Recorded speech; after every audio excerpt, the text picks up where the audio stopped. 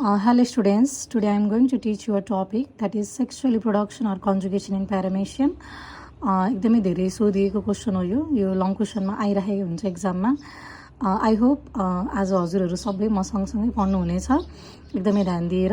Okay, sexual reproduction हुनभन्दा अगाडि चाहिँ प्यारामेसियमको के हुन्छ भन्दा असेक्सुअल रिप्रोडक्सन हुन्छ र असेक्सुअल रिप्रोडक्सन यति धेरै रिपिटेटिभ हुन्छ कि प्यारामेसियमले आफ्नो एनर्जी आफ्नो स्ट्रेन्थ के हुन्छ विक हुँदै जान्छ, हराउँदै जान्छ र त्यस्तो अवस्थामा चाहिँ त्यसले आफ्नो चेन्जिङ इन्भाइरोमेन्टसँग आफूलाई के गर्नुपर्ने हुन्छ, जस एडप्ट गर्नुपर्ने हुन्छ र एडप्ट गर्ने क्रममा चाहिँ त्यसले अब कन्जुगेसन अथवा सेक्सुअल रिप्रोडक्सन गर्न जान्छ.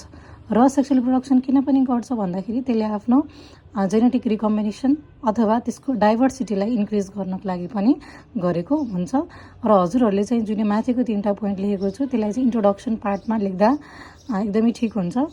यहाँ के भन्छ भन्दाखेरि conjugation Q, it is a temporary union of two individuals to exchange their nuclear material. दुईटा प्यारामेसियमको एकैछिन टेम्पोररी समयको लागि हुने युनियन हो जसमा चाहिँ न्युक्लियसभित्र भएको न्युक्लियर मेटेरियल के हुन्छ, एक्सचेन्ज हुन्छ. कुन न्युक्लियस? माइक्रो न्युक्लियसको न्युक्लियर मेटेरियल दुईटा प्यारामेसियमको बिचमा के हुन्छ त एक्सचेन्ज हुन्छ. ओके, प्यारामेसियमले के गर्छ भन्दाखेरि न्युक्लियर डाइमर्फिजम देखाउँछ. एउटा म्याक्रोन्युक्लियस हुन्छ, एउटा माइक्रोन्युक्लियस हुन्छ र जसमा माइक्रोन्युक्लियसको जेनेटिक मेटेरियल के हुन्छ त एक्सचेन्ज हुन्छ. यो कुरा जान्ने र जुन दुईटा प्यारामेसियम एकअर्कासँग कन्जुगेसन गर्न आउँछन् तिनीहरूलाई हामीले कन्जुगेन्ट्स अथवा ग्यामेटोसाइट्स भनिन्छ. र कस्ता खालका कन्जुगेन्ट्सहरू नजिक आउँछन् त भन्दा जसको मर्फोलोजी सिमिलर हुन्छ, बाहिरबाट हेर्दाखेरि तिनीहरू उस्तै हुन्छन् तर तिनीहरूको फिजियोलोजी के हुन्छ त फरक हुन्छ. भनेको भित्रको फिजिकल फङ्सन्स र मेकानिकल प्रोसेस चाहिँ के हुन्छ भित्र बडीमा हुने त्यो फरक हुँदै जान्छ है. यो चाहिँ अगाडिको भूमिका मात्रै भयो जुन जान्नुपर्ने हुन्छ. अब प्रोसेस अफ कन्जुगेसन भनेर हजुरहरूले यहाँबाट सुरु गर्ने हो. यहाँबाट सुरु गर्दा चाहिँ के जान्न पर्यो भन्दा two paramecium come close together and unite at their ventral surface है. भेन्ट्रल सर्फेसमा तिनीहरू आएर के गर्छन् त युनाइट हुन्छन्. योभन्दा पछाडि म डायग्राम पनि देखाउँछु हजुरहरूलाई. भेन्ट्रल सर्फेसमा आएर एकअर्कासँग के हुन्छन् त युनियन हुन्छन् अथवा जोडिन्छन् है. युनाइट हुन् भनेको के हो त जोडिन्छ. जोडिसकेपछि चाहिँ तिनीहरूले रिप्रोडक्सन गर्ने क्रममा खाना के गर्छन् बन्द गर्छन्. दे स्टप फिडिङ, जसको कारणले गर्दाखेरि तिनीहरू जुन खाना खाने ओरल एपराटस छ त्यो डिसपियर भएर जान्छ, हराएर जान्छ है. सुरुमा के भने त दुईटा प्यारामेसियम एकअर्कासँग नजिक आउँछन्. कुन सर्फेसको नजिक आउँछन् त भेन्ट्रल सर्फेसको नजिक आउँछन्. नजिक आइसकेपछि तिनीहरूले खाना बन्द गर्छन्. खाना बन्द गरेपछि तिनीहरूको के हुन्छ खाना खाने मुख ओरल एपराटस के हुन्छ डिजेपियर हराएर जान्छ है. अब एकअर्कासँग जोडिन्छन् त भनिहालेँ मैले. र एकअर्कासँग जोडिनको लागि चाहिँ both of them attach together by sticky substance secreted by the cilia. प्यारामेसियमको बाहिरको लोकोमोटरी अर्गनलाई के भनिन्छ सिलिया भनिन्छ. र त्यही सिलियाले सिक्रेट गरेको सिलियाबाट निस्केको स्टिकी सब्सटेन्स चिपचिपे पदार्थले दुईटा प्यारामेसियमलाई भेन्ट्रल सर्फेसमा अट्याच गर्न के गर्छ सहयोग गर्छ है. A cytoplasmic bridge forms between them by dissolving pellicle. Pellicle भनेको के हो त तिनीहरूको आउटर मोस्ट स्ट्रक्चर हो है. यो आउटर मोस्ट स्ट्रक्चर के हुन्छ त यो डिजल्भ हुन्छ, हराएर जान्छ र भित्रको साइटोप्लाज्मा एउटा प्यारामेसियमको साइटोप्लाज्मा र अर्को प्यारामेसियमको साइटोप्लाज्ममा एउटा के हुन्छ साइटोप्लाज्मिक ब्रिज बन्छ है. कुन सर्फेसमा त भेन्ट्रल सर्फेसमा. ओके, धेरै जस्तो विद्यार्थीले चाहिँ एक्जाममा बिगार्ने भनेको यही हो. एकदमै ध्यान दिएर हेर्नु होला. ओके, फर्स्ट स्टेपमा हेर्ने कन्जुगेन्ट्सहरू एकअर्कासँग भेन्ट्रल सर्फेसमा के छन् कनेक्टेड छन्. भेन्ट्रल सर्फेसमा भएको जुन पेलिकल थियो त्यो हराएर जान्छ र साइटोप्लाज्मिक एउटा ब्रिज बन्छ. र दुईटै कन्जुगेन्टमा एउटा ठुलो न्युक्लियस एउटा सानो, एउटा ठुलो अर्को सानो न्युक्लियसहरू छ किनकि यसले न्युक्लियर डाइमर्फिजम देखाउँछ. ठुलो न्युक्लियसलाई हामीले म्याक्रो, सानोलाई माइक्रो, ठुलोलाई म्याक्रो न्युक्लियस भनेर भनिन्छ. ओके, फर्स्ट स्टेपमा के हुन्छ भन्दाखेरि यहाँ हेर्ने द म्याक्रो न्युक्लियस डिजेपियर्स भनेको यो ठुलो जुन न्युक्लियस छ त्यो हराएर जान्छ. Whereas the micro nucleus increases its size and divides into two part है. फर्स्ट स्टेपमा त हामीले केही गरेको होइन. दुईटा प्यारामेसियम भेन्ट्रल साइडबाट एकअर्कासँग जोडिएको देखाएको मात्रै हो र त्यहाँभित्र भएको दुईटा न्युक्लियस देखाइएको छ, अरू केही पनि देखाउनु पर्दैन भने.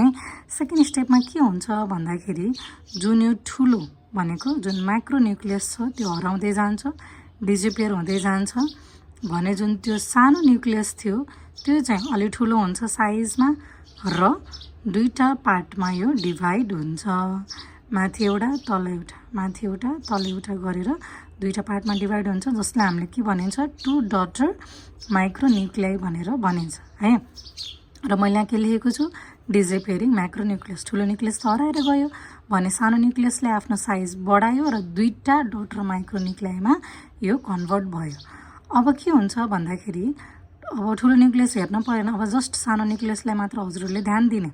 अब यो सानो न्युक्लियसमा जुन डटर माइक्रोन्युक्लियाई छ अब म्युसिस सेल डिभिजन हुन्छ र म्युसिस सेल डिभिजन भइसकेपछि यो दुईटाबाट अब कतिवटामा चेन्ज हुन्छ त 4वटा माइक्रोन्युक्लियाई 4 डटर माइक्रोन्युक्लियाईमा यो चेन्ज हुन्छ है। फर्स्ट स्टेपमा केही पनि थिएन, जस्ट प्यारामेसियम मात्र देखाएका थियौँ।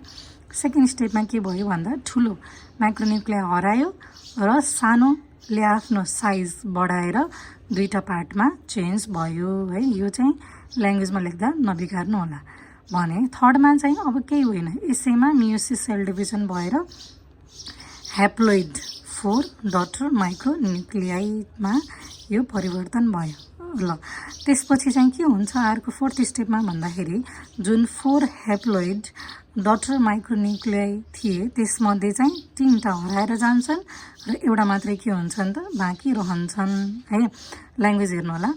The micronucleus of each paramecium भनेको यो माथिको micronucleus of each paramecium divides again by meiotic cell division and forms 4 haploid micronuclei. अघि भने जस्तै among the 4 haploid nuclei, okay, 3 disappears in each conjugate.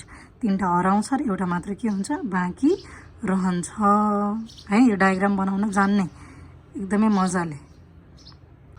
अब जुन यो रिमेनिङ माइक्रोन्युक्लियस थियो यो पनि अब के हुन्छ दुईटा पार्टमा डिभाइड हुन्छ है। ध्यान दिने सुरुमा फर्स्ट स्टेपमा पनि यो grow in size and divide into 2 part थियो भने अब यो 3टा डिजिपेयर भएर गइसकेपछि जुन एउटा मात्र माइक्रोन्युक्लियाई रहन्छ त्यो पनि के हुन्छ दुईटा पार्टमा अब यो डिभाइड हुन्छ है।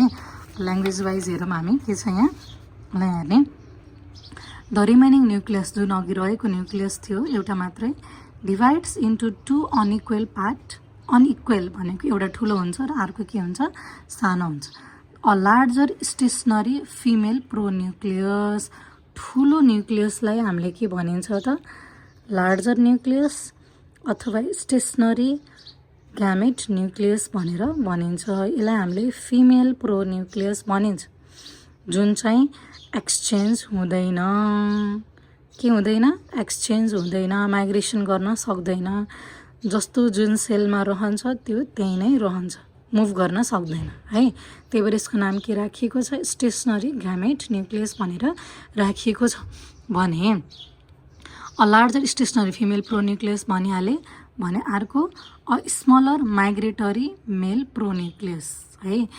अब त्यो अघिको जुन यहाँ हेर्ने ध्यान दिने जुन यो एउटा मात्र न्युक्लियस माइक्रोन्युक्लियस रहेको थियो अब यो के गर्छ यसले आफूलाई दुईटा पार्टमा डिभाइड गर्छ। कस्तो पार्टमा 2 अनइक्वल पार्टमा डिभाइड गर्छ जसमा एउटा ठुलो हुन्छ र अर्को के हुन्छ अलि सानो हुन्छ।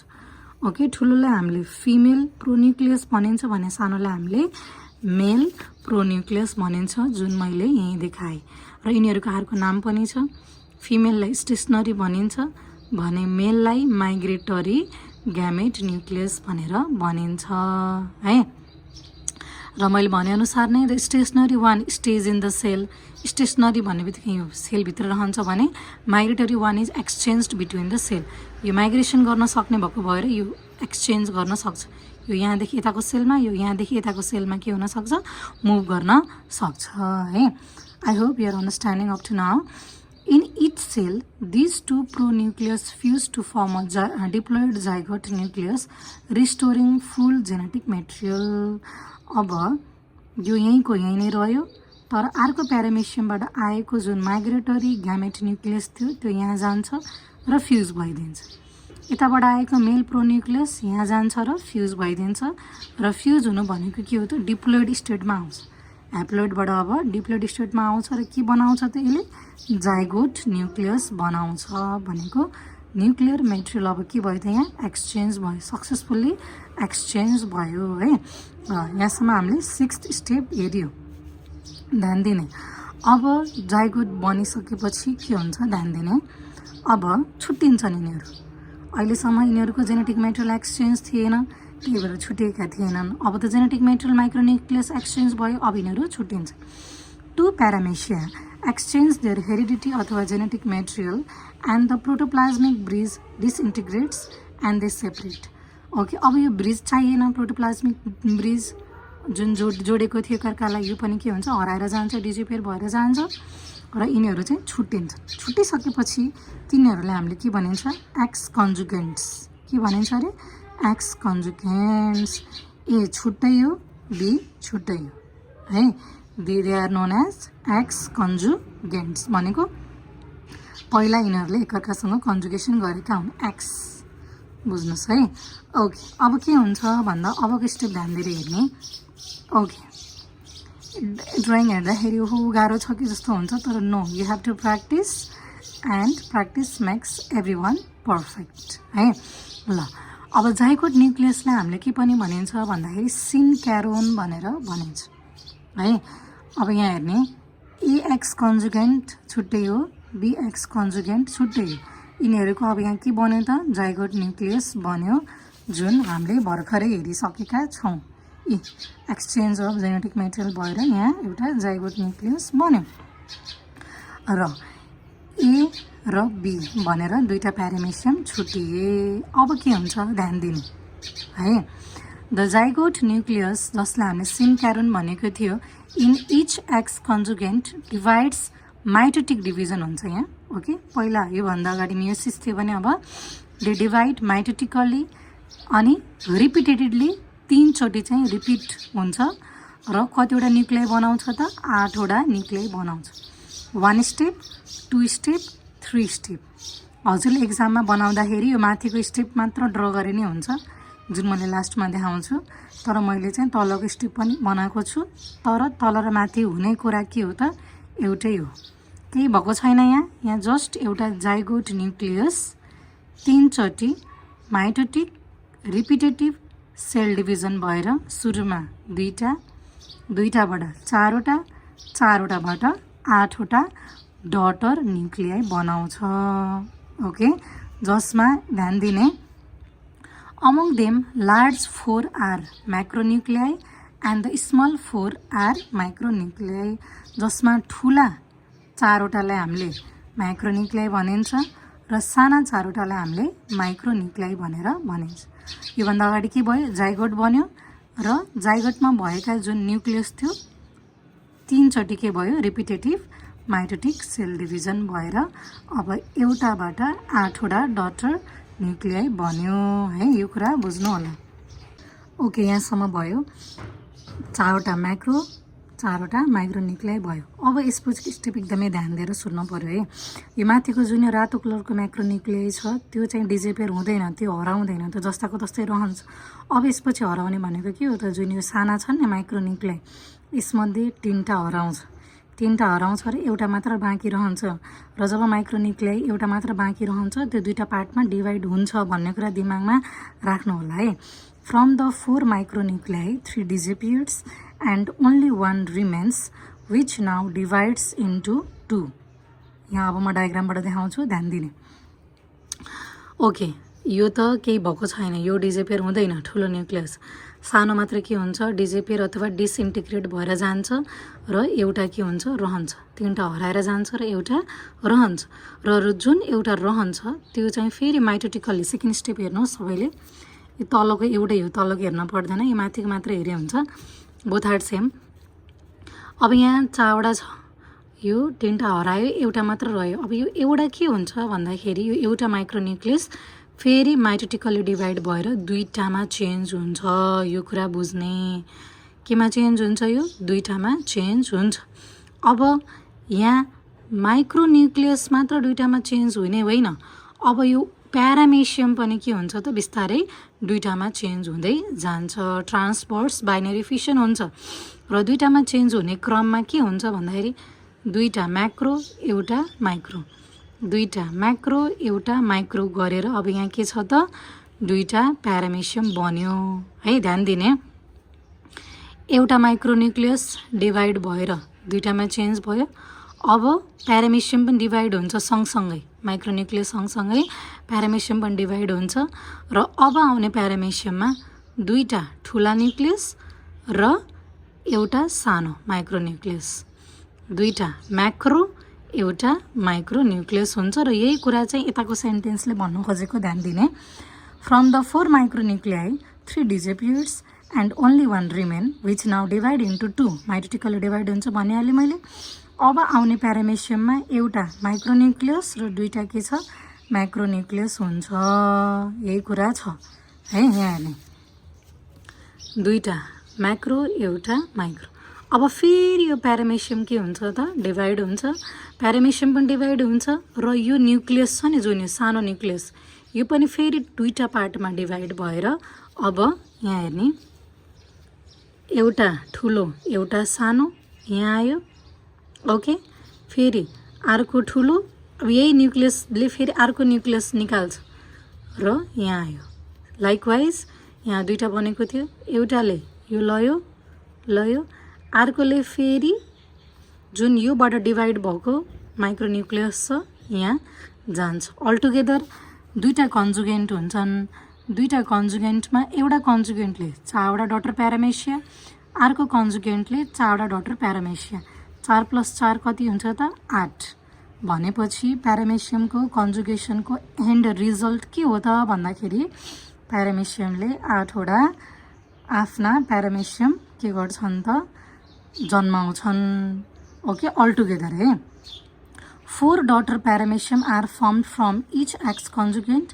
In this way, 8 paramecia are formed after conjugation. यो क्वेसन सोध्छ कन्जुगेसन पछि कतिवटा प्यारामेसियम को फर्मेसन हुन्छ भने चाहिँ हजुरले के भन्नु पर्यो त ओभरअल अलटुगेदर 8वटा प्यारामेसियाको के हुन्छ फर्मेसन हुन्छ एउटा कन्जुगेन्टबाट सोध्यो भने 4वटा ओके अर्को कन्जुगेन्ट 4वटा ओभरअल कम्बाइन गरेर कतिवटा त 8वटा हुन्छ हजुरहरूले यसरी थ्योरी लेख्दै ड्रइङ बनाउँदै थ्योरी लेख्दै ड्रइङ बनाउँदै गरे पनि हुन्छ ओके नभए सुरुमै ड्रइङ बनाएर like this I am going to show you okay I will keep all this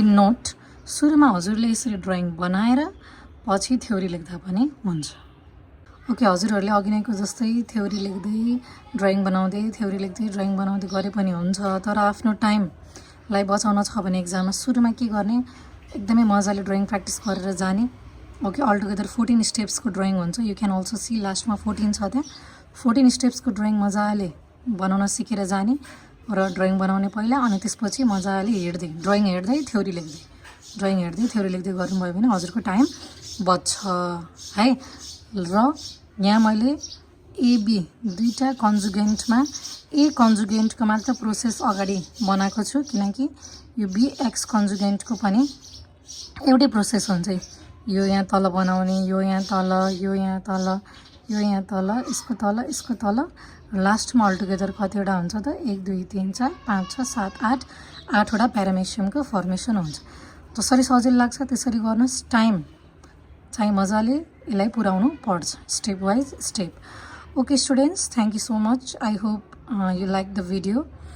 This is my first video. If you want me to upload other videos related to any zoology exam related question, then you can comment down and let me know. Thank you so much for watching.